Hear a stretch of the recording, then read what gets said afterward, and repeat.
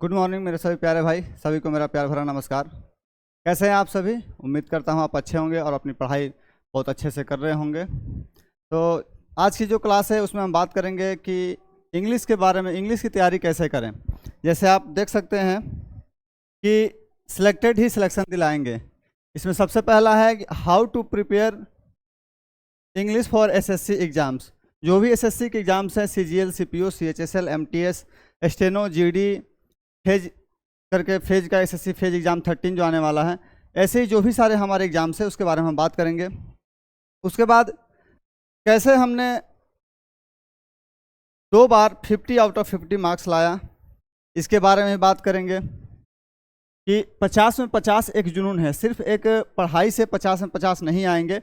और इस समय जो समय चल रहा है, जो कंपटीशन का दौर है, उसमें होड़ लगी हुई है। 1 नंबर से सिलेक्शन, 2 नंबर से सिलेक्शन, 5 नंबर से सिलेक्शन, होना और ना होना दोनों बात इस इतने ही मार्क पर डिपेंड करता है। तो उसके बाद हम इसमें बात करेंगे कि सिलेबस क्या है इंग्लिश का, टॉपिक वाइज वेटेज क्या है। उसके बाद स्ट्रेटजी पे बात करेंगे कि हम कैसे एक मिनिमम टाइम में मैक्सिमम आउटपुट ले सकते हैं। जैसे इस सामने अभी सीजीएल का एग्ज़ाम होने वाला है, जैसे कि अगस्त में शायद शुरू होने वाला, अगस्त में है लगभग 10 या 13 अगस्त से।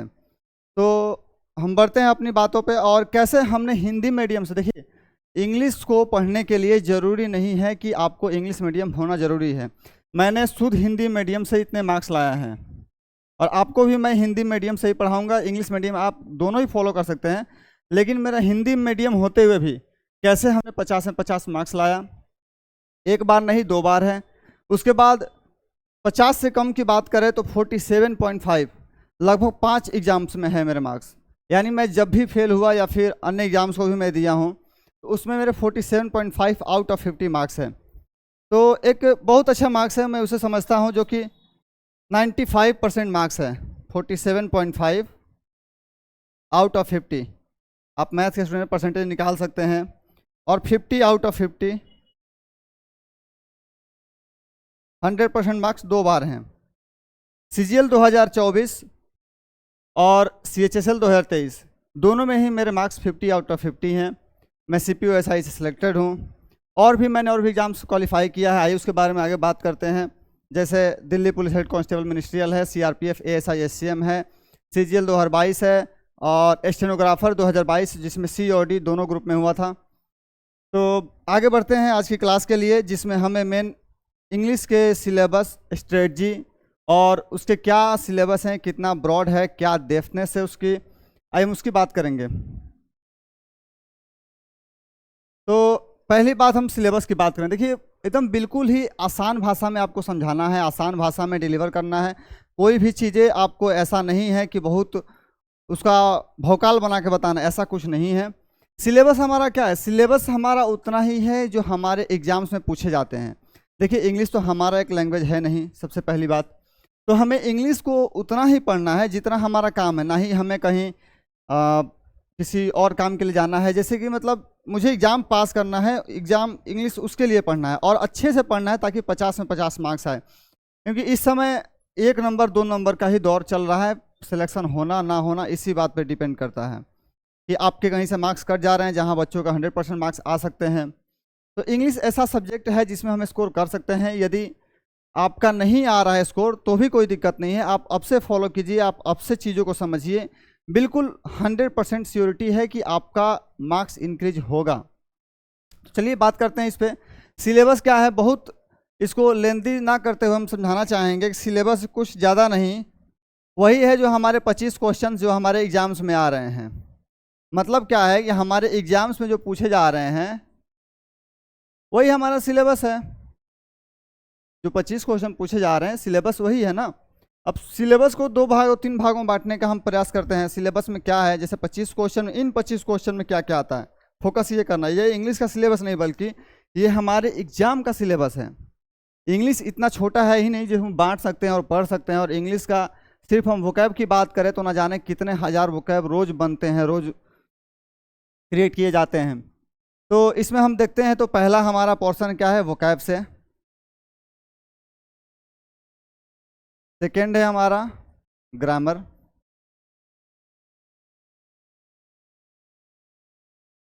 और जो थर्ड पार्ट है वो हमारा है कॉम्प्रिहेंशन।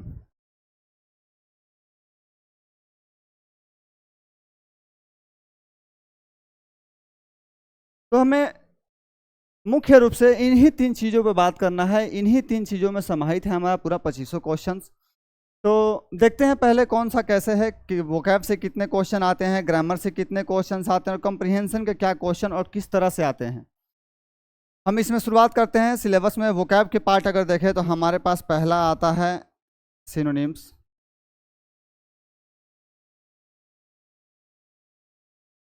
दूसरा है एंटोनिम्स,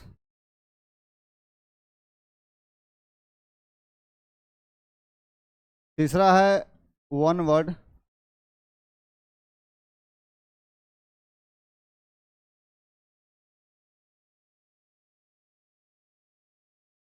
सब्स्टिट्यूशन, उसके बाद है एडियम्स एंड फ्रेजेज,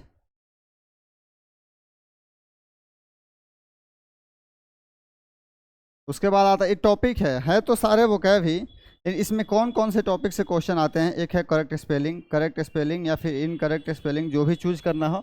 दोनों बात एक ही, या तो 4 सही दिया, 4 ऑप्शन में से 3 सही दिया होगा, 1 गलत दिया होगा, या फिर 3 सही दिया होगा, 3 गलत दिया होगा, 1 सही दिया होगा। यही करेक्ट स्पेलिंग और इनकरेक्ट स्पेलिंग का पार्ट है। और हम थोड़ा सा इससे अलग देखना चाहें थोड़ा सा, तो एक पार्ट जो आता है वो आता है फ्रेजल वर्ब। फ्रेजल वर्ब क्या होता है? फ्रेजल वर्ब एक वर्ब और एक प्रीपोजिशन का मिलकर निर्माण होता है और उसका सेंस बदल जाता है। जैसे लुक इन, मतलब अगर इसको हम अलग से देखें तो कोई कह रहा है कि आप अंदर की तरफ देख रहे हैं, लुक इन। लुक आउट, लेकिन लुक आउट का अलग होता है, लुक इन का सेंस अलग होता है। ठीक उसी प्रकार फ्रेजल वर्ब हम पढ़ेंगे जब वोकैब कंप्लीट हो जाएगा कुछ, तो फ्रेजल वर्ब। और हम कहीं ना कहीं वोकैब में ही हम देख सकते हैं प्रीपोजिशन के पार्ट को। इसको आप प्रीपोजिशन,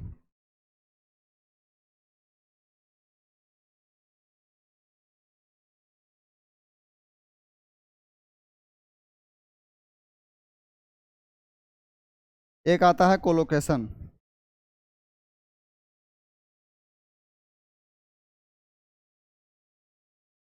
ठीक है, ये हमारे कुछ पार्ट्स हैं। जैसे हम अगर क्वेश्चन को, अगर इसको हम क्वेश्चन जो डेडिकेट करना चाहें, कितने क्वेश्चन आते हैं, तो सिनोनिम्स के 2 हैं। इसको हम कलर चेंज कर लेते हैं।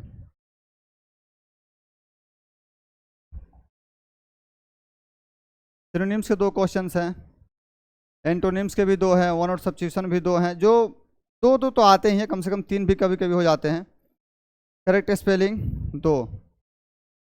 फ्रेजल वर्ब प्रीपोजिशन हम कह सकते हैं कि ये एक ऑप्शनल है, मैंडेटरी नहीं है। कभी कभी किसी सेट में 2-3 क्वेश्चन भी आते हैं, कभी कभी किसी सेट में कई बार ऐसा होता है कि एक क्वेश्चन भी नहीं आता है। लेकिन ये है बहुत ही इंपॉर्टेंट, आप इसके बिना जा नहीं सकते हैं। ग्रामर का क्वेश्चन नहीं बना सकते हैं आप, कॉम्प्रिहेंशन तो बना सकते हैं, क्लोज टेस्ट नहीं बना सकते हैं, फिलर्स में क्वेश्चन आते हैं इसके, और भी बहुत चीज़ें। देखिए आज का क्लास थोड़ा लंबा होने वाला है और कहीं ना कहीं ये संपूर्ण स्ट्रेटजी, जो संपूर्ण सिलेबस है, उसको हम लोग डिस्कस करेंगे आज, तो समय लगेगा, आप बने रहिए। फिर उसके बाद आते हैं ग्रामर के पार्ट में। तो ग्रामर में देखें तो पहला है जो हमारा ग्रामर में, देखिए पार्ट्स ऑफ स्पीच, जिसके 8 पार्ट्स होते हैं। Noun, pronoun, verb, adjective, conjunction, interjection, preposition. तो उसको हम लोग ना देखते हुए हम लोग इंग्लिश के सिलेबस को देखेंगे कि इसमें क्वेश्चन कैसे आते हैं, क्योंकि क्वेश्चंस की बात हो रही है। सिलेबस भी हमारा इंग्लिश एसएससी का है। तो हम बात करते हैं कॉमन एरर, जिसको स्पॉट एरर भी बोलते हैं। कॉमन एरर आता है, सेंटेंस इंप्रूवमेंट आता है,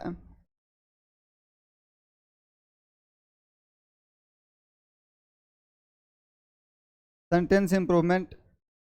उसके बाद आता है फिल इन द ब्लैंक्स।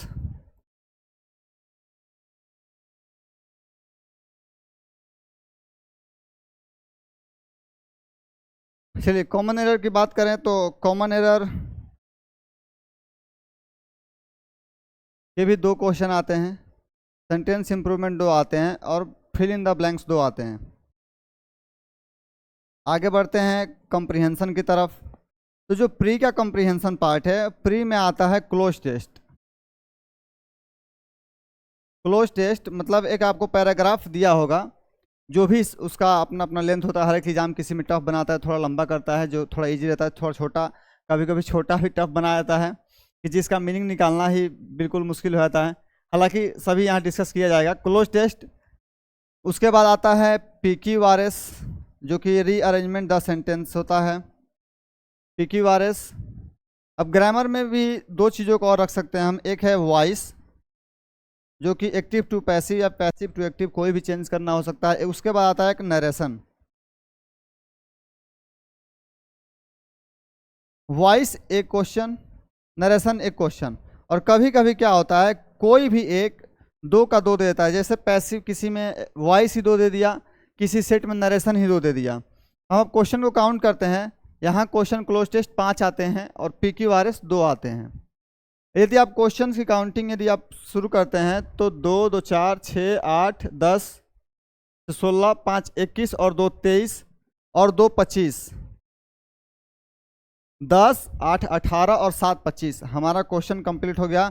मैं कई जगह कोचिंगों में गया, वहाँ बच्चों को 2 साल 1.5 साल छोड़िए, यदि एक टीचर है तो उसको अपने फर्स्ट क्लास में डिस्कशन ये करना चाहिए कि हमारे एग्ज़ाम में जो जिस एग्ज़ाम की हम तैयारी करने जा रहे हैं उस एग्ज़ाम्स में क्या पूछता है, कैसे पूछता है, क्या एग्ज़ाम की रणनीति है, क्वेश्चंस कितने आते हैं, किस टॉपिक से आते हैं, ये बच्चों को ये पता नहीं है। 25 क्वेश्चन तो आते हैं, मैं बता रहा हूँ, मेरे पास वीडियो रिकॉर्डिंग भी है उसकी, खैर वो तो अलग बातें हैं। तो 25 क्वेश्चंस कौन कौन से हैं वो बता नहीं पाए। तो आप बताइए तैयारी किस लेवल पे की जा रही है, या फिर वो टीचर में कमी है कि उस बच्चे में कमी है, या फिर दोनों ही अपना काम कर रहे हैं, याद नहीं कर पा रहे हैं। खैर जो भी हो, ये 25 क्वेश्चंस का हमारा सिनेरियो है। अब देखिए यहाँ सबसे बड़ा गलती क्या है कि इस देखिए 25 क्वेश्चंस में, इन 25 क्वेश्चंस में मैं थोड़ा सा वोकैब को हाईलाइट करना चाहूँगा रेड पेन से। वोकैब के क्वेश्चन में देखिए आप 1 मतलब 2 2 4 2 6 8 10, ये तो ऑप्शनल है, इसको आप हटा ही दीजिए, कोई बात नहीं। मैं इसको नहीं काउंट कर रहा कि फ्रेजल वर्ब और प्रेपोजिशन से आपके क्वेश्चन आए हैं आपके सेट में, मैं उसको इग्नोर कर रहा हूँ। फिर भी आप देखिए कि 10 क्वेश्चन सीधा यहाँ से हुए। ये कंप्लीटली कॉमन एरर ग्रामर है, सेंटेंस इंप्रूवमेंट भी हम ग्रामर कह सकते हैं। लेकिन fillers, fill in the blanks, ये हम 100% नहीं कह सकते हैं कि ये ग्रामर है। इसमें कभी कभी दोनों वोकैब का क्वेश्चन डाल देता है, कभी कभी दोनों ही ग्रामर का डाल देता है। हम इसको अगर 50-50 भी करना चाहें तो एक क्वेश्चन हमारा यहाँ से मिल जाएगा, ठीक है। और सेंटेंस इंप्रूवमेंट में भी एक क्वेश्चन मिल जाएगा, कॉमन एरर नहीं मिलेगा। वॉइस नरेशन तो अलग ग्रामेटिकल पार्ट है, उसको आप सिर्फ रीडिंग से भी कर सकते हैं थोड़ा बहुत। अब आइए PQRS, तो पूरी वोकैब और ग्रामर दोनों का मिक्सअप है। जो इन मिक्सचर को समझ गया उससे PQRS क्वेश्चन सॉल्व हो जाएंगे। और कोई बड़ी बात नहीं है, मैं धीरे धीरे बताऊंगा सेट के द्वारा ही। जब मैं सेट सॉल्यूशन कराऊंगा तब मैं बताऊंगा कि कैसे PQRS को टैकल करना है। बड़े बड़े एग्जाम्स हैं, CPU का मेंस है, CGL का मेंस है। मेंस की बात हटाइए, बच्चे प्री का क्वेश्चन नहीं बना पा रहे हैं। प्री और मेंस कोई बड़ी बड़ी अलग बातें नहीं हैं, लेकिन बच्चे प्री में भी फंस रहे हैं PQRS क्वेश्चन में। तो मैं आपको उसके लिए गाइड करूंगा, चिंता की बात नहीं है कोई। अब देखिए आते हैं, कितना क्वेश्चन हो गया, 10 क्वेश्चन और 2 12 क्वेश्चन। अब आगे आते हैं, क्लोज टेस्ट 5 है ना। अब मैं यहाँ बता रहा हूँ, कभी कभी आप क्लोज टेस्ट को देखिएगा बहुत अच्छे से, कभी पाँचों का पाँचों क्वेश्चन वोकैब से है, कभी पाँचों के पाँचों क्वेश्चंस ग्रामर से है, कभी 2 ग्रामर, कभी 3 वोकैब, कभी 3 ग्रामर 2 वोकैब, मतलब इसका फ्लक्चुएशन है। तो हम इसको 50-50 भी करना चाहें और ना ही भी करें तो हम यहाँ से 2 क्वेश्चन ले लेते हैं, ठीक है। कभी कभी 2 क्वेश्चन यहाँ काउंट किया ना, कभी कभी ऐसा होगा कि आपके पाँचों क्वेश्चन वोकैब के ही हैं। अब आप काउंटिंग कीजिए, 10 क्वेश्चन यहाँ से है, पूरा वोकैब के जो ओरिजिनल सेक्शन है 10 क्वेश्चन तो यहाँ हो गए। अब जो ग्रामेटिकल पार्ट में आए थे 2 2 4 2 6 2 8 क्वेश्चन में से 2 क्वेश्चन यहाँ भी हो गए, ठीक है, 2 क्वेश्चन। और यहाँ आइए तो आप यहाँ भी 2 क्वेश्चन ले सकते हैं।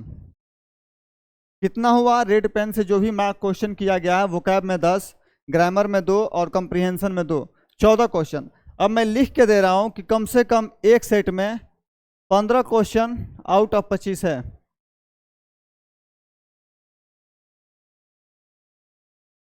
अब बताइए आप किस चीज़ की तैयारी कर रहे हैं? 2 सेंटेंस इंप्रूवमेंट बनाने का, 2 कॉमन एरर बनाने का। पता नहीं कैसे वो टीचर्स आपको उलझा कर रख रहे हैं। मैं बता रहा हूँ, मैं देखता हूँ यूट्यूब पे, मैं भी कभी छात्र रहा, मैं भी भटका था कि कहाँ पढूं कैसे पढूं।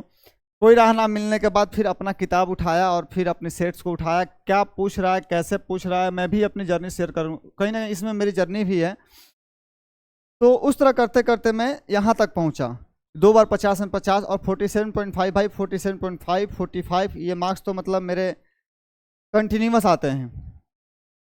तो ठीक है, आगे बात करते हैं। अब ये 15 क्वेश्चन है, तो आपको क्या लगता है कि आपको यहाँ तैयारी ना करके आपको सिर्फ ये 4 क्वेश्चन की तैयारी करनी चाहिए? किस पे जोर देना चाहिए आपको तैयारी के लिए? तो भाई यदि आप नहीं जानते थे, आप यहाँ से भी देखेंगे तो आपको ये 25 क्वेश्चन में से 15 क्वेश्चन भाई मेरे 30 नंबर, और बहुत ब्रॉड सिलेबस नहीं है। आपको क्लास नंबर 130, 150, 120 करके आपको उलझाया जा रहा है ताकि आप बच्चे उलझे रहें, उनका सिलेबस ही कंप्लीट नहीं करने दिया जा रहा है। हो सकता है मैं क्रिटिसाइज तो किसी को नहीं कर रहा हूँ, लेकिन आप मेरी इन बातों पर थोड़ा सा गौर कीजिएगा कि आपका सिलेबस ही ख़त्म नहीं करने दिया जा रहा है ताकि आप उनसे आगे निकले। मतलब कि आप उस टीचर को छोड़कर आगे बढ़िए, आपका सिलेक्शन हो। उनको लगता है कि मेरा एक बच्चा भी तो मुझसे जुड़ा है, यूट्यूब पे नहीं आएगा, पैड में तो आएगा, पैड में नहीं आएगा, ऑफलाइन में आएगा, कहीं तो आएगा। वो उस मोटिव से उलझा कर रख रहे हैं। बहुत सारे ऐसे मैं देखता हूँ टीचर्स हैं, खैर किसी को उसमें वो नहीं करना है। तो आप यहाँ से जज कर सकते हैं, पहले नहीं कर पाते थे अब कीजिए, और नहीं हो पा रहा तो भी आप एक सेट को किसी भी ईयर में उठाइए। जैसे अभी CGL 2024 में 36 सेट्स हुए हैं, CHSL में भी मुझे लगता है 40 से 36 सेट्स हुए हैं। तो आप उसके पेपर को उठाइए, उसका प्रिंट आउट निकालिए, नहीं निकाल सकते अपने लैपटॉप अपने मोबाइल में खोलिए और उसको जज कीजिए। पहले देखिए, सिलेक्शन वो चीज़ नहीं है कि कोई एक टीचर आएगा और आपको पढ़ के सारी चीज़ें बता देगा, यहाँ सब कुछ शेयर कर देगा। सिलेक्शन उससे नहीं होना है। सिलेक्शन उससे होना है कि आप चीज़ों को कितनी गहराई से समझते हैं। आप 25 क्वेश्चंस को, जो इंग्लिश की यदि बात करें हम, तो आप इस 25 क्वेश्चंस को कैसे देखते हैं? मैं तो ऐसे ही देखता हूँ कि भाई सबसे पहले वोकैब कर लो, उसके बाद ग्रामर आते रहेगा धीरे धीरे, और जो वोकैब और ग्रामर हो जाएगा तो ये कॉम्प्रिहेंशन अपने आप बनेगा। क्या इसमें एक्स्ट्रा आता है कुछ? मैं ये पूछना चाहता हूँ, क्या क्लोज टेस्ट में ग्रामर से बाहर आता है कुछ, या वोकैब से बाहर आता है? बच्चे कॉम्प्रिहेंशन के लिए बुक खरीद रहे हैं, कॉम्प्रिहेंशन के पीछे भाग रहे हैं, ग्रामर में उलझा के टीचर रख रहा है और वोकैब वो पढ़ ही नहीं पा रहा है। पढ़ रहा है तो बुक से पढ़ रहा है और बुक में ही रहने दे रहा है। जाने कौन सी किताबें हैं, मैं तो नहीं पढ़ा, लेकिन मैं चीज़ों को प्रूफ रीडिंग जरूर करता हूँ। मैं देखता हूँ कि क्या कैसा है बुक, कितनी चीज़ें हैं। तो भैया सिर्फ प्रीवियस चिल्लाने से नहीं होगा। मैं कहता हूँ प्रीवियस ईयर खुद मैं रोज़ 2 सेट्स लगाता हूँ कम से कम। जिस दिन 2 सेट नहीं लगाया उस दिन समझिए कि मैं सोने नहीं जाता हूँ। यहाँ तक कि सिलेक्टेड था तब भी ट्रेनिंग में, हालांकि मेरा वीडियो भी कुछ है, मैं उसको शेयर करूँगा आप लोगों के बीच, कि मैं ट्रेनिंग में भी सेट्स लगाता था। कुछ करूँ या ना करूँ, क्योंकि उतना समय तो मिलता नहीं है, हालांकि बहुत लोग पढ़ने वाले पढ़े भी उस बीच में। तो वहाँ से मैं शुरुआत करके ट्रेनिंग में भी मैं सेट्स को लगाया करता था। तो आप एक सेट को उठाइए, आप उसको जज कीजिए, क्या ये मैंने बातें बताई हैं वो सही हैं या नहीं। किसी भी टीचर पे, किसी भी मेंटर पे एकदम आंख बंद करके विश्वास नहीं करना है। लेकिन एक भाई ने मेरे लिए लाइन लिखा था कि, बस एक सेकंड देख के बताता हूँ।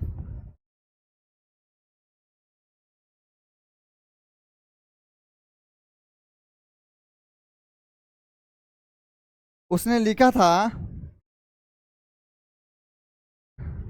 मैं अगले पेज पे आता हूँ। लिखा था भाई ने,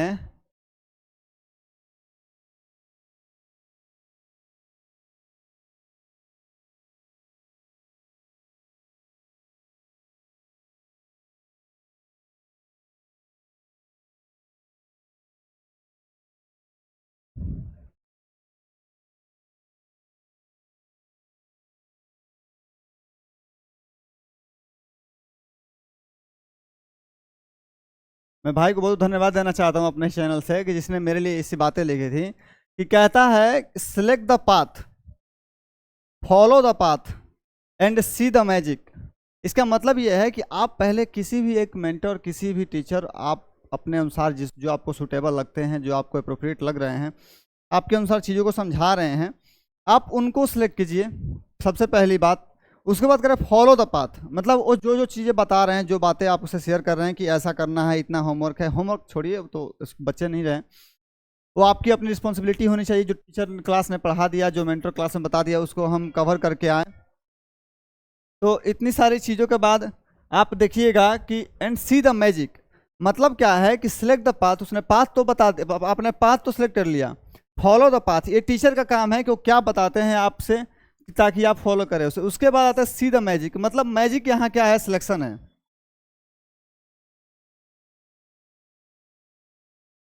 लोग कहते हैं कि एक सिलेक्शन से क्या हो जाएगा, मैं कहता हूँ एक सिलेक्शन आपकी पूरी ज़िंदगी बदल देगी, सब कुछ हो जाएगा, सब कुछ।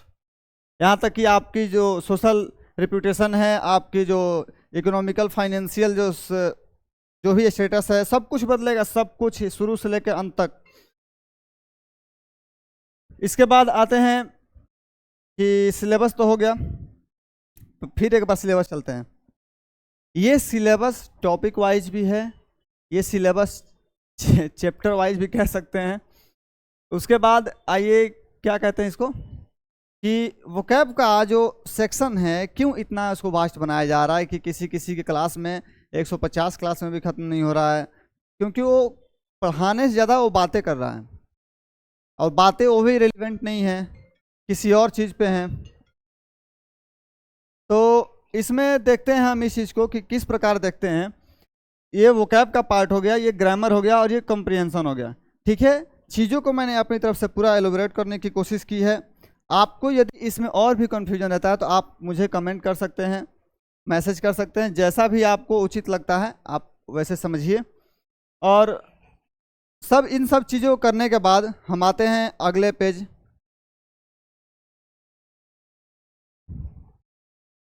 कि टॉपिक वाइज का सेंस ये है कि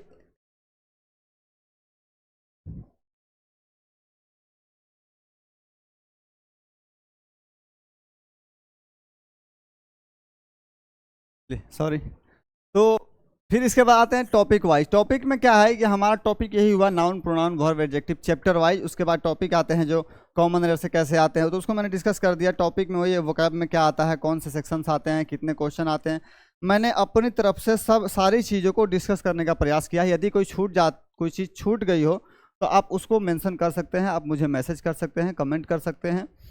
फिर अब आते हैं टॉपिक वाइज, तो मैंने डिस्कस कर दिया है। अब आते हैं कवर। ये कवर का मतलब ये है कि आप सिलेबस को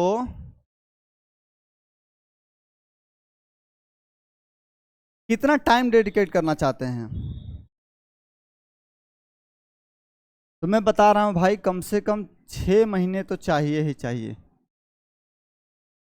यदि कोई बिगनर है, और कहीं ना कहीं मैं इस बिगनर के लिए भी इसको बना रहा हूं, ये बिगनर्स के लिए ही है, उतना सिलेबस को डिस्कस करना वो कहीं ना कहीं बिगनर्स को ही दर्शाता है कि बिगनर्स कैसे उस चीज़ों को समझ सकते हैं। बिगनर्स मतलब फ्रेशर जो अभी 12th करके आए हैं, हो सकता है वो CHSL देना चाहते हैं, हो सकता है MTS, हो सकता है GD में हालांकि हिंदी भी आती है, लेकिन इंग्लिश को भी मैं उसको प्रिपेयर कराता हूँ, क्योंकि जो बच्चे साउथ के होते हैं और अदर स्टेट जहाँ पे हिंदी प्रचलन नहीं है, तो वहाँ बच्चे इंग्लिश सेलेक्ट करते हैं। और मैं भी CRPF ASI SCM में हिंदी आते हुए भी मैंने इंग्लिश को सिलेक्ट किया, क्योंकि मुझे पता था कि मैं हिंदी से अच्छा इंग्लिश कर सकता हूँ। हिंदी जो हमारा व्याकरण है, बोलना समझना लिखना अलग चीज़ें हैं, और जो क्वेश्चंस आते हैं, जैसे क्यों एक भौकाल बना हुआ है कि इंग्लिश मीडियम के ही बच्चे अच्छा कर पाएंगे SSC में, कौन कहता है? यदि आप मेरे बैकग्राउंड के बारे में जानते हो तो मैं शुद्ध हिंदी मीडियम, जहाँ सोचिए कि टीचर्स भी भोजपुरी में पढ़ाते थे, इंटर तक में भोजपुरी में मुझसे टीचर बात करते, क्या हो सकती समझ में आता है।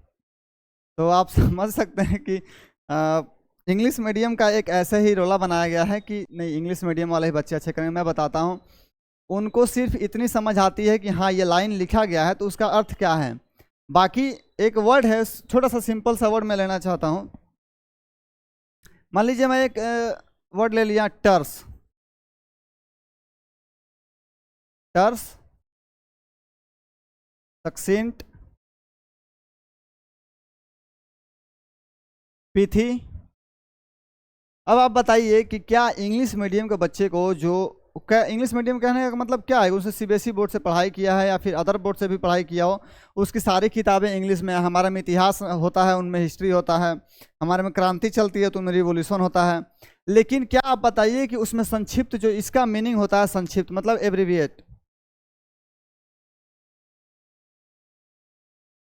मतलब छोटा, ठीक है।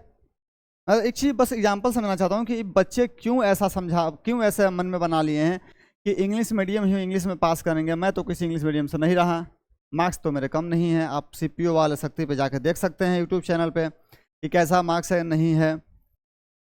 तो अब बताइए कि इन तीनों वर्ड का मीनिंग वही है जो एब्रीविएशन का होता है, मतलब कि संक्षिप्त, छोटा, बिल्कुल ही कॉन्साइज, देखिए बात करते करते स्पेलिंग आएगा, प्रिसाइज।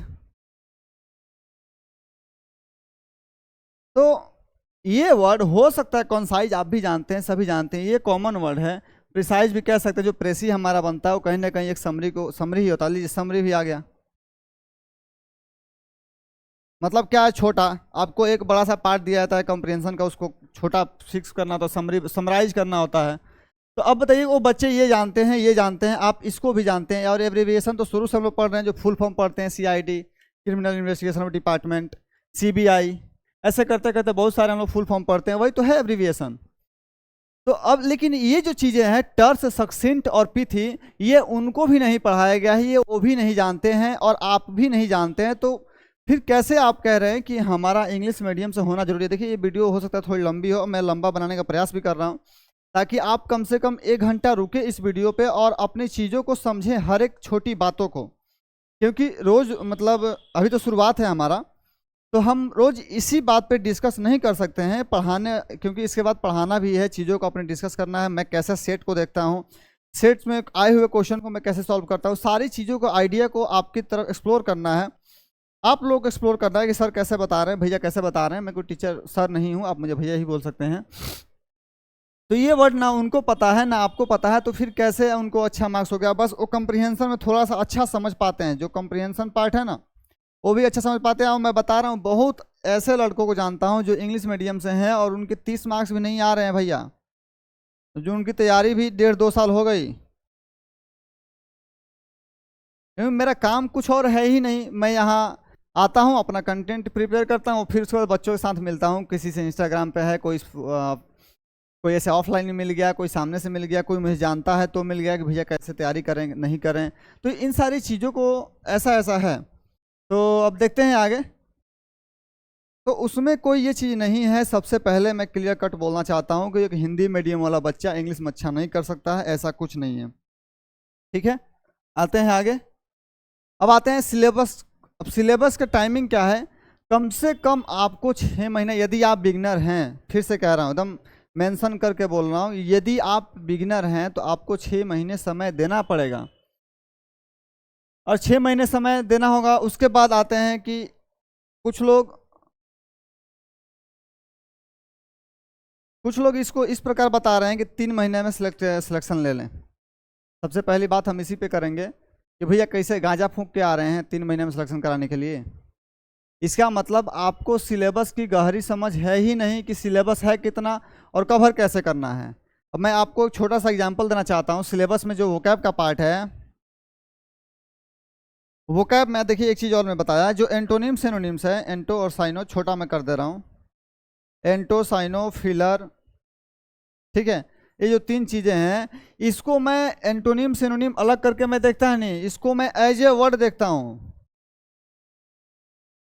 मैं इसको as a word, as a शब्द देखता हूँ। यदि मैं कह रहा हूँ कि ऑब्वियस वर्ड आया है, ऑब्वियस मतलब होता है स्पष्ट रूप से, स्पष्ट, साफ सुथरा, जो क्लियर की स्पेलिंग होती है, जो क्लियर का मीनिंग होता है। हम लोग इसको बहुत यूज करते हैं, अरे यार ऑब्वियसली ऑब्वियसली ऑब्वियसली ऐसे करते हैं, एक्चुअली बेसिकली करते रहते हैं। तो उसमें भी एक ऑब्वियस है जिसको हम साफ सुथरा स्पष्ट रूप से बोल सकते हैं, क्लियर। तो मैं इसको ना एंटोनिम देखता हूँ, ना सिनोनिम देखता हूँ, ना फिलर्स देखता हूँ, और ना ही इसको मैं एज अ क्लोज टेस्ट में पढ़ाता हूँ कि एक वर्ड को टीचर 5 जगह पढ़ा रहा है, बता रहा है कि भैया एक ये फिलर्स में पढ़ाया, ये एंटोनिम्स में पढ़ाया, ये सिनोनिम्स में पढ़ाया। वो आपकी लेक्चर्स को केवल खींच रहे हैं, क्योंकि उनको बस बने रहने की आदत है, मतलब कि बने रहना है फील्ड में, वो इसलिए ऐसा कर रहे हैं। मतलब कि आप उनसे जुड़े रहें, आप उनके चैनल को देखें, खैर बात नहीं करना है उस पर। तो देखिए ये चीज़ मैं इसको एज अ वर्ड देता हूँ। अब उसमें क्या फ़र्क पड़ता है कि इसका एंटोनिम पूछ रहा है, इसका एंटोनिम पूछ रहा है कि साइनो पूछ रहा है कि कहीं फिलर्स में भरवा रहा है, क्या फ़र्क पड़ता है? क्या इसका मीनिंग बदल जाएगा कहीं और पूछेगा तो? नहीं। लेकिन आपको पढ़ाया जा रहा है कि भैया एक वर्ड हो गया काइंड मीन्स दयालु, अब इसके 5 सिनोनिम और 5 एंटोनिम पढ़ाया जा रहा है। आप इतने ही पढ़ कर जा रहे हैं। मैं बता रहा हूँ भैया जिस दिन शुरुआत करूंगा काइंड के 30 वर्ड मीनिंग लिख के रखा हूँ मैं, अभी सर्चिंग जारी है, चल ही रहा है, अभी मिल ही रहा है, क्योंकि मैं सारे सेट्स को देखता हूँ। करीब करीब आज से 5 साल के सेट्स को मैं रखा हूँ, क्योंकि मैं शुरू से ही बनाते रहा हूँ सेट्स को, मेरे पास सारा कलेक्शन है उसका। तो अभी चल ही रहा है। क्लियर का 35 वर्ड मीनिंग है भैया, 35। अच्छा आप चीज़ों को देखिए ना एक बार गौर करके कि इंग्लिश में आपसे वो क्या मैं पूछ क्या रहा, छोटा, मोटा, लंबा, बड़ा, कंजूस, खर्च करने वाला, ज़्यादा बर्बाद करने वाला, तोड़ने वाला, बनाने वाला, अच्छा, बुरा, दयालु, उदार, यही सब पूछ रहा है। तो आप एक बार जब एक वोकैब को पकड़ लेते हैं, मतलब एक बार आप उसको गेस कर ले हैं, तो आप उसको उसके सारे वर्ड्स को पढ़ जाइए। और वोकैब कैसे वो करना है, कवर अप करना है, मैं उसकी सारी स्ट्रेटजी बताऊंगा। अभी बस सिलेबस की बात करते हैं कि यही बहुत लंबा होने जा रहा है। आते हैं अगले पेज पे। आखिर सिलेक्शन क्यों नहीं हो रहा है, इस बात पे बात करेंगे। सिलेक्शन इसलिए नहीं हो रहा है कि आपको बताया जा रहा है सिलेक्शन क्यों नहीं हो रहा है, टॉपिक वही है, लेकिन हम अगले पेज पे डिस्कस करेंगे। ये बता ही रहे हैं कि भैया 3 महीने में आप सिलेक्शन ले 3 महीने में सीजीएल ले लीजिए, 3 महीने में आप सीजीएल कर सकते हैं, 3 महीने में आप इंग्लिश पढ़ सकते हैं। मैं बता रहा हूँ अभी 2 महीने बाद सीजीएल, अभी 2 महीने का भी बैच आएगा, 499 में हो सकता है, वो फ्री में भी हो सकता है, लेकिन आपको क्लियर करा के जाएगा। अब क्लियर कितना होगा आप जानिएगा, और मैं तो पहले से जानता हूँ। ये कह रहे हैं 3 महीने में इंग्लिश पढ़ें, क्यों? तो मोबाइल ले रहे हैं आईफोन जैसा, इधर से घूमते हुए जा रहे हैं, हाँ भाई यदि आपकी इंग्लिश कमज़ोर है तो आप ऐसे पढ़ें, ऐसे पढ़ें, मैथ्स कमज़ोर है तो ऐसे पढ़ें। बस आप व्लॉग देखने में परेशान हैं। आप किसी टीचर को, मैं भी जेन्युइनली कहूँ तो स्टूडेंट भी भटका हुआ है, उसको सिर्फ इंटरटेनमेंट चाहिए कि एक टीचर आता है, बहुत सारी शेर व शायरी करे, गाना सुना दे, कभी डांस करना चाहता है डांस भी कर दे, तो उसके लिए तो इंस्टाग्राम है, आप जाइए वहाँ पे। तो ऐसी ऐसी बातें हैं जो आप खुद भी नहीं जज करना चाहते हैं कि आपके साथ क्या हो रहा है, आपको क्या करना चाहिए। तो उसके लिए हम हैं, हम आपको गाइड करेंगे समय समय पे। अब देखिए ये 8 महीने, 6 महीने और 8 महीने के सिलेबस को ये कह रहे हैं 3 महीने में ख़त्म कर देंगे हम, 3 महीने में वो पढ़ा रहे हैं, 3 महीने सीजीएल बना रहे हैं, तो भैया साल भर में 4 बार आप क्वालिफाई करेंगे, और हम तो बता रहे हैं आपको 4 साल तो पढ़ते हो गया। ये 1 साल में 4 बार, 4 टाइम्स ये बता रहे हैं आपको सिलेबस कवर करने के लिए, 4 टाइम्स इन 1 ईयर। और आपको 4 साल हो गए हैं पढ़ते हुए, 5 साल भी हो सकता है, फिर सिलेक्शन क्यों नहीं है? जबकि यहाँ तो 4 बार सिलेबस कवर हो रहा है। आप 4 साल में 16 बार सिलेबस कवर करिएगा, हम बता रहे हैं 2 बार 4 बार घूमने भी चले गए तो भी 10 बार सिलेबस कवर होगा, 10 बार। फिर भी क्यों नहीं है सिलेक्शन? तो सिलेक्शन इसलिए नहीं है कि ये सिलेबस 3 महीने का है ही नहीं। चीज़ों को आप समझिए, ये सिलेबस आपका 3 महीने का है ही नहीं, वो तो 3 महीने का आपसे एक मिनिमम फी लेकर आपको 3 महीने के लिए गाइड कर रहा है। हाँ ये हो सकता है कि उससे आप अच्छा कर पा रहे हैं, लेकिन भैया वो सिलेक्शन का चीज़ नहीं है। आप इस बार सीजीएल के लिए ज्वाइन कर रहे हैं, आप सीएचएसएल के लिए ज्वाइन कर रहे हैं, आप एमटीएस के लिए ज्वाइन कर रहे हैं, और सारे बैच के लिए अलग अलग बैच आ रहा है, सारे एग्जाम्स के लिए, और सबकी फी 499, 399, 599, 999। बात फी की मैं नहीं कर रहा हूँ, बात इस चीज़ की कर रहा हूँ कि आप एक एमटीएस का बैच ले रहे हैं, क्यों? तो क्यों रिचार्ज के बराबर उसका फ़ी है। आप सीजीएल का भी बैच ले रहे हैं, आप एमटीएस का ले रहे हैं, आप सीएचएसएल का ले रहे हैं। और भैया जब 4 क्लास, जब 3 क्लास आप ले लेंगे, 3 बैच, और एक बैच में 4 सब्जेक्ट चल रहा है, तो 12 हुआ। 12 अगर 1-1 घंटा भी पढ़ाता हो तो 12 घंटा आप पढ़े हैं, आप 12 घंटा 10 घंटा आप वीडियो देखिए, तो आप खुद सेल्फ स्टडी कब कीजिएगा? सेल्फ स्टडी आप कब कीजिएगा? क्या उस टीचर के आ जाने से और बता देने से सारा सिलेक्शन हो जाएगा? नहीं, ये मेरी बात कड़वी लगेगी, बहुत लोग हो सकता है इस प्लेटफॉर्म को छोड़ दे, तो वो छोड़ दें। मैं कहता हूँ 4 लोग रुके लेकिन उस सिलेक्शन तक जाएं, क्योंकि हमने उस चीज़ को फील किया भाई मेरे। 2019, 2020, 2021 3 साल कम नहीं होता है। सिलेबस इतना बड़ा है ही नहीं भाई। 21 छोड़ो ना, 22 में लास्ट में एग्जाम हुआ है ना, नवंबर में एग्जाम हुआ है सीपीओ का, या फिर उसके बाद से जो भी मैं स्टेनोग्राफर में पास हुआ हूँ, एससीए में पास हुआ हूँ, सीजीएल में पास हूँ, सारे नवंबर के बाद हुए हैं। मतलब आप समझिए कि 19, 20, 21, 22 4 साल। क्या एसएससी का सिलेबस 4 साल का है, तो फिर 4 साल का तो 3 महीने में कैसे कवर करा रहे हैं?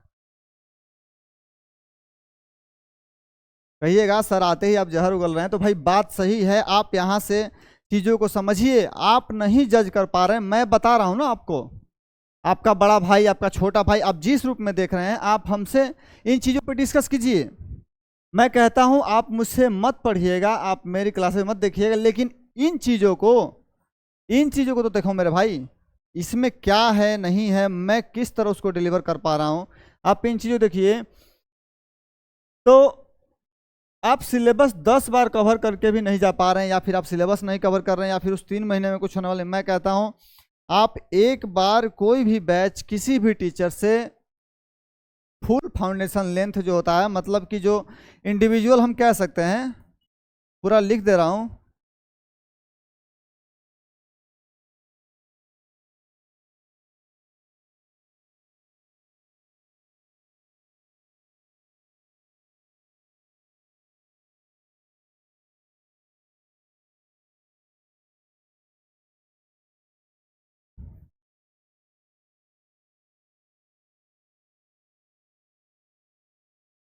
Individual full length foundation batch, individual में भी पढ़ाते हैं। 3 महीने 4 महीने में करा के निकल जाएंगे, और फिर कुछ निकलेगा नहीं उससे, सिलेक्शन कुछ उनका होने जाने नहीं है, और आपका समय किल हो रहा है। मैं कहता हूं आप 499 2 बार देकर फी पढ़ें। यदि कोई टीचर अच्छा है, अगर वो 999 ही ले रहा है, 4999 ही ले रहा है, तो आप क्यों नहीं आप वहाँ पढ़ना चाहते हैं? आप अपने बारे में नहीं सोचिएगा, तो आपको इस चीज़ों को बताने वाला है तो बताइए। और इससे पहले इस मुद्दे पे कोई टीचर बात करता है, कोई भी मेंटर बात करता है, तो आप मुझे बताइए कि हाँ इन चीज़ों को आपको गेस करने के लिए बताया है कि आप टीचर को चुनना कैसे है। ठीक है, आप जहाँ भी पढ़ते हैं, कहीं भी पढ़ते हैं, आप चीज़ों को बिल्कुल डिसिप्लिन होकर पढ़िए। जब भी टीचर लाइव आते हैं, लाइव नहीं आप देख सकते हैं, तो आप उसको तुरंत उसी दिन द सेम डे कवर करने का प्रयास कीजिए। सबसे बड़ा चीज़ जो है ऑनलाइन में, बच्चा डिसिप्लिन नहीं है। जो डिसिप्लिन है वो फिर सुनने की कोई आवश्यकता नहीं है, वो ऐसे ही सिलेक्शन ले जाएगा, उसमें कोई दिक्कत नहीं है। तो ये जो 6 महीने से 8 महीने का सिलेबस है, मिनिमम 6 महीना आपको इंग्लिश देना पड़ेगा। आप मैथ्स भी पढ़ते हैं, यदि सीजीएल हो, एमटीएस हो, मैं बता रहा हूँ ग्रुप डी की मुश्किल भैया इस समय भारी होगी। जीडी जैसा एग्जाम जो 160 में से 156 155 कट ऑफ जा रहा है, आप कैसे चीज़ों को देख रहे हैं कि आपका सिलेक्शन जीडी में? मैं बता रहा हूँ जीडी में भी आपका सिलेक्शन नहीं होगा। जो चीज़ें जो इन सब चीज़ों को नहीं देख रहा है, उनका जीडी में भी सिलेक्शन मुश्किल है। सीपीयू बहुत दूर है, जीडी से सिलेक्शन सीपीयू तक जाने में 30 साल की जर्नी है। आप एक कांस्टेबल से 20 साल तक मिनिमम रहिएगा, 20 साल तक, तब जाके आप हेड कांस्टेबल बनिएगा। ठीक है, एससीजीडी हेड कांस्टेबल, यहाँ 7-8 साल खपाइएगा, तब जाके आप बनिएगा एएसआई सिंगल स्टार। फिर यहाँ 5-6 साल बाद, अब जैसा प्रमोशन का टाइम हो सकता है, बढ़ भी सकता है, तो घट भी सकता है, तब आप एक एएसआई बनिएगा। तो आप कैसे देख रहे हैं? क्या क्या आपको लगता है ये सिटी जीडी यहाँ से कांस्टेबल बनना बहुत आसान है जीडी से? नहीं भाई, बहुत मुश्किल है इस समय, वो भी मुश्किल है। तो थोड़ा सा ठहरिए, चीज़ों को देखिए। यदि आपको सिलेबस में, कहता हूँ पहले सिलेबस को आप खुद डिस्क्राइब करिए ना, आप सिलेबस को कैसा समझ रहे हैं, कोई टीचर सामने वाला कैसा समझा रहा है, उसको कैसे एक्सप्लेन कर रहा है, तब जाकर चीज़ों को आप शुरुआत करिए। ऐसे खुद जाने से नहीं होगा कि हाँ आ गए, बस फील्ड में आ गए, हो गया।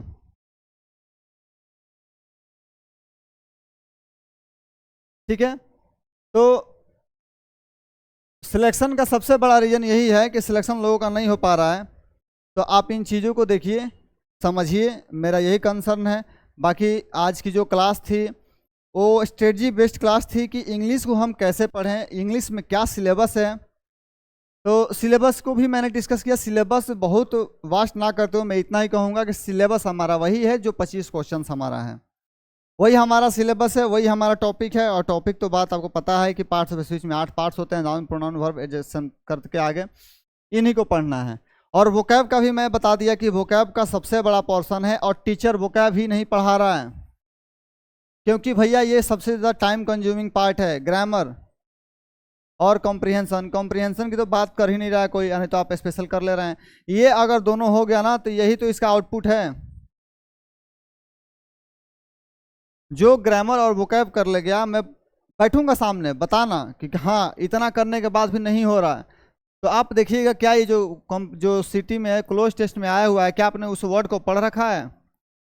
आप ऐसी ऐसी चीज़ों देखिए और थोड़ा सा समझिए। फिर उसके बाद आपको कोई कह रहा है 3 महीना पढ़ा रहा है, कोई 6 महीना पढ़ा रहा है, तो भैया 3 महीने में अगर सिलेक्शन हो जाएगा तो साल में 4 बार सिलेक्शन होगा, और 4 साल में 16 बार होगा, और 6 बार आप शादी ब्याह और अटेंड और फेस्टिवल मनाने भी कर चले तो 10 बार सिलेक्शन होगा।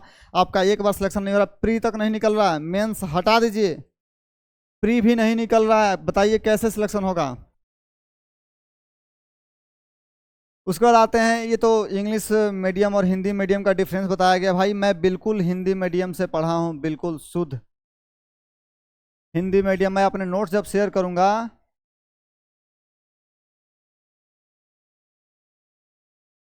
तब मैं आपको दिखाऊंगा कि मैं बिल्कुल ही हिंदी मीडियम में लिखा हूँ नोट्स, और ऐसा नहीं है कि आपको सॉरी कैसे करना है। बहुत सारी चीज़ें इसमें अभी भी डिफरेंस है, बहुत अभी डिफरेंट है। जो चीज़ें गाइड कर रहे हैं, मेंटर्स गाइड कर रहे हैं, जो हम बता रहे हैं, बहुत डिफरेंस है चीज़ों को। लोग आप भी क्या कर रहे हैं, आप एक बुक खरीद के ला रहे हैं और चाह रहे हैं कि बुक का अध्ययन बुक में ही रह जाए और उसकी सारी ज्ञान मेरे दिमाग में आ जाए, तो ऐसा कभी होने नहीं जा रहा है। आपको चीज़ों की नोट्स बनानी पड़ेगी। मैंने बनाया है नोट्स, मैं आपको दिखाऊंगा, शेयर करूंगा कैसे बनाना है। तो उन सब के लिए बात करेंगे अगली वीडियो में, हालांकि बहुत लंबी ना हो जाए, लंबी तो क्लास चली ही गई है, लेकिन मैंने अपनी तरफ से आपको पूरा बताने का प्रयास किया है कि select the path, follow the path and see the magic. Magic का अर्थ यहाँ पे सिलेक्शन है, आपका इंप्रूवमेंट है, आपके मार्क्स हैं। ये आपका सिलेबस मैंने डिस्कस किया है कि कैसे 25 क्वेश्चन जो एग्जाम्स में आते हैं, और कैसे मैं देखिए 25 क्वेश्चन को टारगेट इसलिए मैं किया हूँ कि प्री है, मेंस में कुछ अलग नहीं आता है। मेंस में भी सेम क्वेश्चन है, बस उसके दायरे को बढ़ा दिएगा। हो सकता है पीक्यू वाला 4-5 पूछता है, एक कंप्रीहेंशन दे, क्लोज टेस्ट दे देगा, और बाकी कॉमन है तो वही है 2-3 वाला ही। तो उसको बहुत सीरियसली नहीं लेना है। आप पहले एक बार प्री तक पहुँचिए तो मेरे भाई, आपको प्री और मेंस एक साथ तैयारी कराई जाएगी। ऐसा नहीं है कि मेंस में कुछ और पूछता है। जो मेरे भाई मेंस दे रहे हो जानते हैं, जो प्री की तैयारी है वही मेंस है। सिर्फ आपको एक बैच बनाने के लिए प्री का मेंस या फिर स्पेशल मेंस का बैच लाया जा रहा है, ताकि आप बच्चे उसमें आएँ, जुड़ें। आप चीज़ों को ऐसे समझिए कि क्यों ऐसा हो रहा है। तो हम बहुत समय ना लेते हुए इस क्लास को हम यहीं क्लोज करना चाहेंगे। तो आप देख सकते हैं मेरे बारे में एक बार फिर से थोड़ा सा मैं इसको डिस्कस करना चाहता हूं कि आप देखिए, सिलेक्टेड ही सिलेक्शन दिलाएंगे। ब्लैक हो गया